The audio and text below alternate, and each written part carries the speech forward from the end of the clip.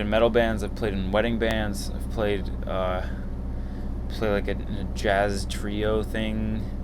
I mean, with RAC, like I've been DJing for a long time as well. So it's just like I've sort of been involved in music and music recording since I was about 15 years old. So, for example, in the jazz band, like learning how to improvise is like something that's really important as a musician. Like learning how to, just be able to adapt to any situation that you're thrown into, where definitely out of your comfort zone. So like I value that. And like when I played in metal bands, like we were all about being really technical and like being very proficient musicians, and that was like, it wasn't even about the music. I mean, it was, but it wasn't. It was about like the playing of the music. So like that's sort of what I got out of that.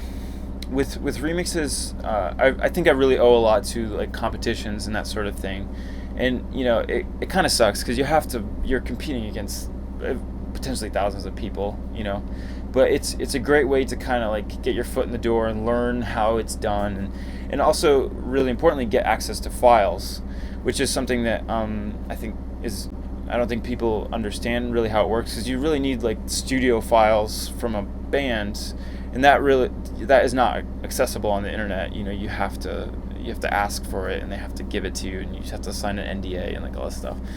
So that's pretty important. I mean, and from there, just like kind of like start to develop an audience and work on the craft of recording. I feel like that takes a long time.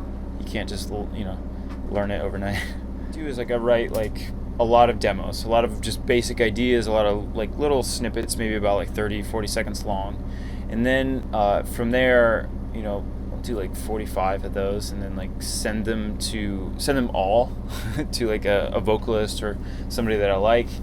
And from there, what they generally, first they're probably overwhelmed by the sheer amount of tracks that I'm sending them, but the idea is that hopefully they like one or two of them, or they feel drawn to a specific song and they're inspired by it, and that's sort of the idea. So I don't necessarily do it with a specific person in mind, but like I make it so broad and I give them so many options that hopefully they find something that they really like.